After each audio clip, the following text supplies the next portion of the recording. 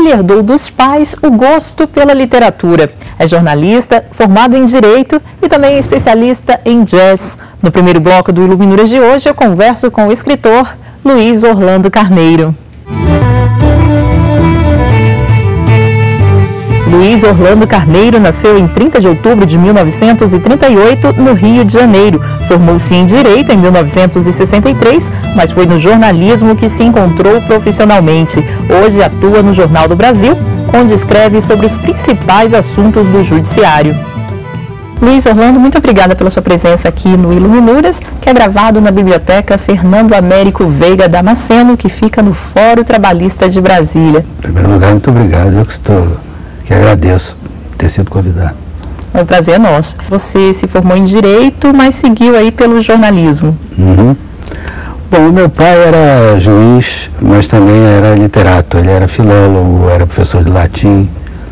E depois é que ele fez concurso para juiz e foi desembargador, mas ele foi professor do Pedro II no Rio, de latim, foi professor da PUC. E também foi catedrático de metodologia da linguagem do estudo de educação. Então, essas minhas brincadeiras com as letras começaram bem cedo. Eu posso dizer que, evidentemente, mamãe também era professora. Então, era uma casa em que as letras eram também brinquedos, né? Eu comecei a ler muito cedo. Desde que idade você começou a despertar para essa necessidade até da leitura? Bom, desde cedo. Eu posso dizer que, a partir dos 15 anos, dos 15 aos 17 anos, eu li os romances do Machado de Assis. Naquela época se lia muito mais do que hoje, claro, né? Não tinha televisão. Aproveitando essa deixa da televisão, da internet, você acredita que a internet ela ajuda as pessoas a terem mais contato com as letras também ou não? Não, eu acho que as novas gerações não, porque as pessoas não têm mais o hábito da leitura, né? Eu vejo pelos meus netos que até que eles leem razoavelmente bem, mas tão longe de ler como eu lia, né? E é claro, por causa também do tempo e do interesse, eu tenho a impressão que hoje a informação há eu diria, uma poluição da informação através da internet. Você hoje tem o Google, tudo lá você lê assim por alto, ou qualquer dúvida, você vai ao Google. Então não há aquela pesquisa que havia antigamente, nem esse amor, nem do tempo para ler. Eu não conheço ninguém, hoje em dia, com 15 anos, que tenha lido Machado de Assis. O Guimarães Rosa, que eu li com 18. Eu li os poetas franceses, impressionistas, Baudelaire, Verlaine, Mallarmé, tal, quando eu tinha 17 anos. Ninguém mais sabe o que é Verlaine.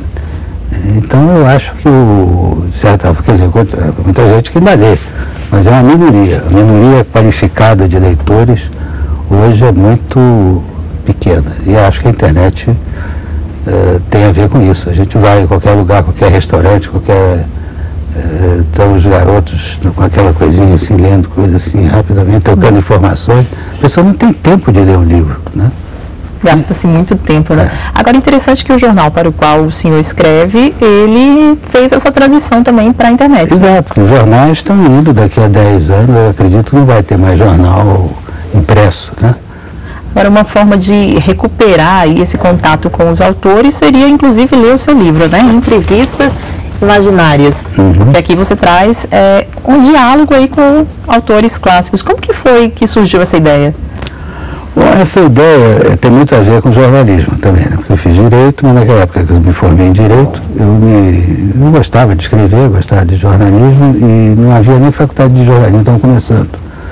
A maioria dos repórteres, jornalistas, editorialistas e tal, eram formados em Direito. A gente estudava Direito, porque Direito era um curso muito bom, você tinha Direito Constitucional, Teoria Geral do Estado, essas coisas todas que a gente estudava. Mas aí eu comecei a ser repórter, depois eu fui chefe de reportagem do Jornal do Brasil, eu fui durante muito tempo também editor de notícias, fui chefe da redação e tal.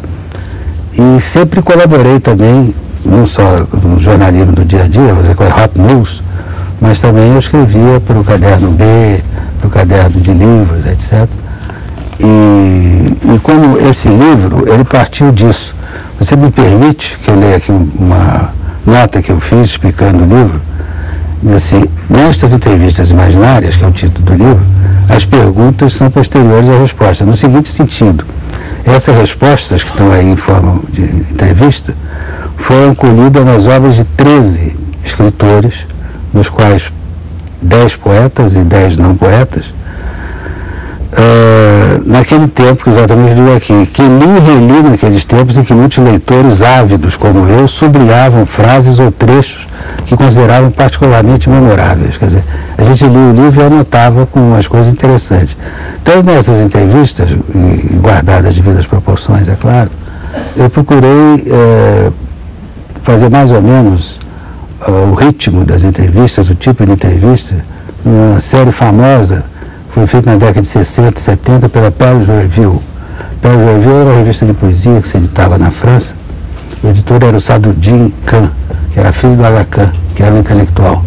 E ele entrevistava grandes poetas e escritores e numa base de pergunta assim, bem, até como é que você escreve? Você senta na máquina, você faz isso, você usa lápis ou borracha? Naquela época existia lápis e borracha. Então, essas entrevistas, como eu li muito e marcava tudo, peguei alguns dos autores, meus autores favoritos, vamos dizer, autores de cabeceira.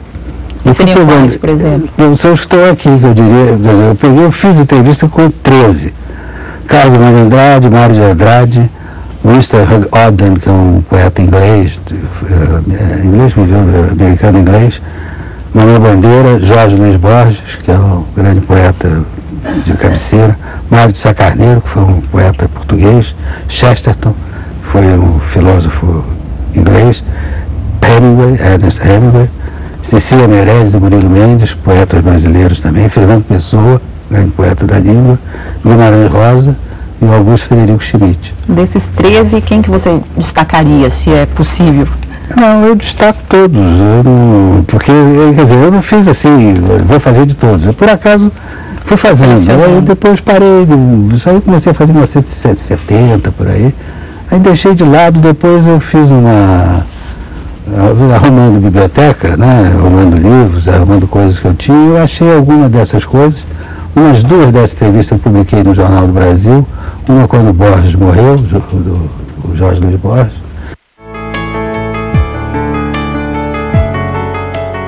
O que é mais importante, Borges, ler ou escrever? Aí ele responde: que outros se jactem das páginas que escreveram. Quanto a mim, tenho orgulho das que li. Ler, afinal de contas, é uma atividade posterior a de escrever, mais resignada, mais civil, mais intelectual. E também pergunto ao Borges, entre outras perguntas, o que espera dos leitores de seus livros? Diz ele: espero que o leitor descubra em minhas páginas algo que possa merecer sua memória. Você é um escritor que exerceu também o jornalismo aí, né, as técnicas de entrevistas imaginárias, mas também cobre o judiciário, né? Então você acabou não deixando o direito totalmente de lado. Não, nunca deixei o direito de lado, não. Eu acho o direito uma coisa muito importante e cubro a área do judiciário, o Supremo Tribunal Federal, os tribunais superiores, o Ministério Público, etc., os assuntos mais jornalísticos, vamos dizer assim, mais importantes, há 20 anos já. Já ganhou, inclusive, uma medalha do Supremo Tribunal Federal. Como que foi isso? Como foi essa experiência? É porque o ministro Gilmar Mendes era presidente do Supremo nessa época. Os meus amigos lá que cobrem a área também descobriram que eu estava fazendo 50 anos de jornalismo. E aí me fizeram uma homenagenzinha lá no Comitê do Supremo e aí, de repente, apareceu o ministro Gilmar Mendes, que é presidente do Supremo, e então, realmente me ofereceu uma medalha de ouro que o Supremo oferece geralmente a visitantes ilustres. Eu não sou nem ilustre nem era visitante, mas recebi. Recebeu a medalha de qualquer forma, né? Agora, um detalhe na sua carreira, que você também é especialista em jazz. Escreveu ainda um guia, né, de jazz? Na verdade, eu escrevi 4 livros sobre jazz. Esse aí foi o último que eu fiz. Então, tinha obras-primas da música, da ópera, obras-primas da música sinfônica, obras-primas da música de câmara, e me convidou para fazer obras-primas do jazz. Essa série foi uma série muito boa, até saiu em 1986, por aí. Eu já tinha escrito outros livros sobre jazz antes, mas não. É uma paixão, assim, o jazz na sua vida? É porque eu tive a formação musical clássica também. Eu estudei piano dos 10 aos 15 anos. e piano clássico. Quer dizer, o que eu gosto mesmo de música que hoje chamam de música erudita, música clássica. Parei de estudar aos 15 anos porque eu não tinha talento para ser pianista e resolvi, naquele tempo tinha vitrola. Eu disse para minha professora, que era uma assistente da Mariana Talhaferro, eu disse, eu não vou mais estudar não. Mas por que, meu filho? Eu disse, não, porque eu não tenho talento. Mas como não? Você estuda, você tal. Eu cheguei a um ponto que eu preferi, em vez de tocar piano, eu vou tocar vitrola. Então eu vou ouvir os bons pianistas porque eu não tenho talento, né? E foi o que eu fiz. Em 1989 você escreveu um livro com sua filha. Foi. Ele escreveu a minha filha, ela é professora, se aposentou agora, e pedagoga. E nós tivemos a ideia, numa conversa lá em casa, de fazer um livrinho chamado Constituição para Crianças. E fizemos esse livro na época, foi até abençoado pelo Ulisses Guimarães, vamos dizer, considerado a grande figura da Constituição Cidadã. Então, finalmente fizemos um livro que teve bastante sucesso assim, nas escolas na época. Era uma adaptação da... Uma adaptação, artigo por artigo, mas numa linguagem acessível a crianças. Por exemplo, a federação. Como é que você vai explicar o que é a federação? Então, a federação é como se fosse um edifício que tem com vários apartamentos, cada apartamento é um estado, tem um sim. Quer dizer, então, pelos capítulos da Constituição, a gente traduzia numa linguagem mais acessível. Muito interessante. Agradeço mais uma vez pela sua presença no Iluminuras. No próximo bloco eu converso com o desembargador aposentado do Tribunal de Justiça de São Paulo, Caetano Lagrasta. Até mais.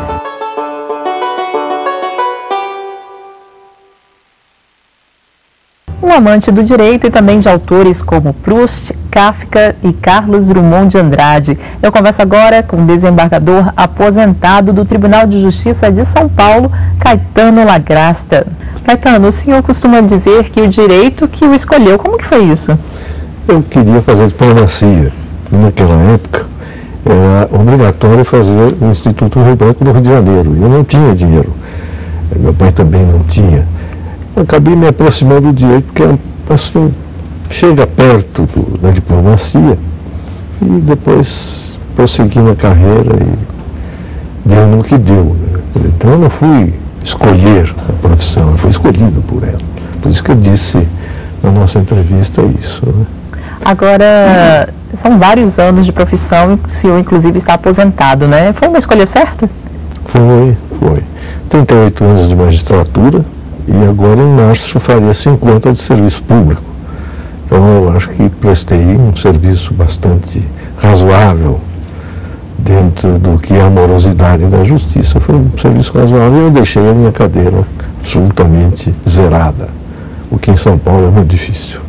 E como que a literatura influenciou nessa escolha? Claro que você queria ir para a diplomacia, mas assim, a escolha da profissão, né, como alternativa, ela também foi influenciada pela leitura de livros como literários? A influência de leitura serviu para tudo.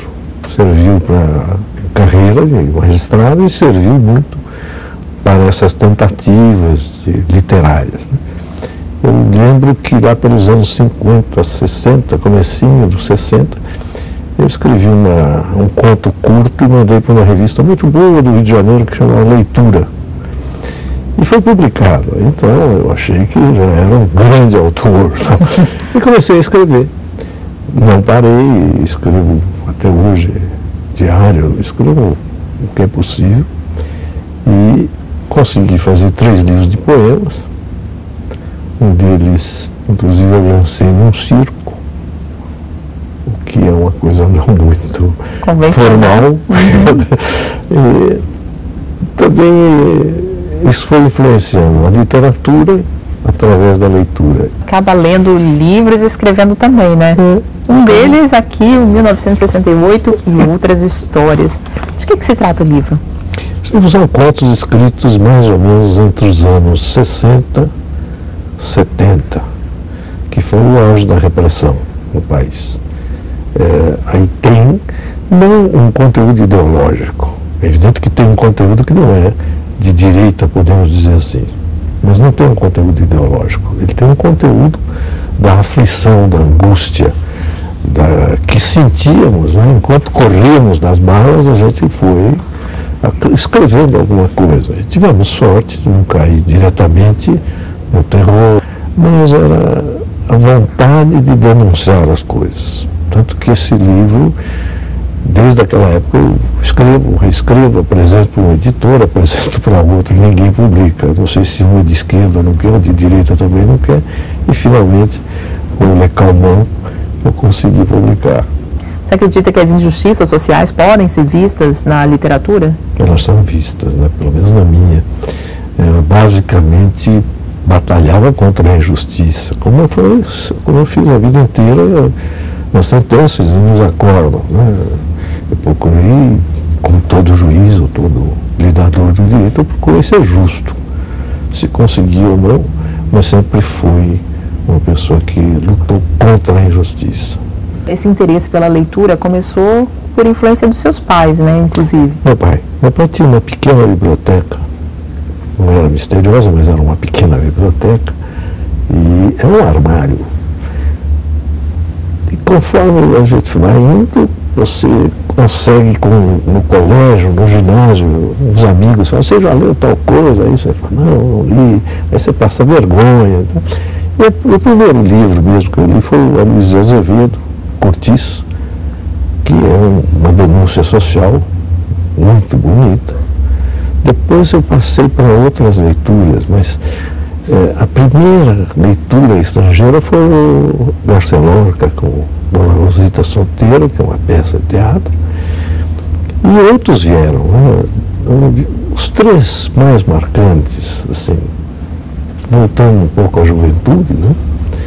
Foi o Thibaut, que é do Roger Martin de Gars, um Libelo pela Paz, depois da Primeira Guerra, Judas o Obscuro, do Thomas Hardy, que é uma obra de muito pessimismo, e para arrematar tudo, o Schopenhauer com As Dores do Mundo. Hoje em dia, você diz que lê tudo que passa pela sua frente, pelo menos até a terceira página. Como é isso? Até a terceira página é o seguinte, porque se você for ao meu quarto, você vai ver que o criado mudo, se você for ao escritório, ao lado da minha mesa, tem pilhinhas de processo. Então eu começo e vou passando, mas eu faço anotações a respeito do que eu estou lendo. Então eu não perco. Eu chego até a terceira página, mas depois eu volto. Em geral eu termino. Eu só não terminei um livro na minha vida, O Mar Morto, do Jorge Amado. Não consegui. Adorei ler País do Carnaval, Cacau Suor. Adorei. Mar Morto, eu parei no Mar Morto. Então quando a gente não gosta, mas eu me lembro perfeitamente desse. Que me perdoem os puristas, mas eu não consegui chegar ao final. Agora, qual livro que o estudante de Direito, ele é uma leitura obrigatória, né? Como leitura obrigatória, são muitos, não digo milhares, mas são muitos. Eu marcaria, se fosse possível, Memórias do Cárcere, do Graciliano Ramos, Cartas do Cárcere, do Gramsci, e o Kafka, apesar de ser uma coisa batida e rebatida, pouca gente leu. Então são vários autores, difícil escolher um, mas vamos destacar aí, para conhecer um pouquinho mais, de Graciliano Ramos.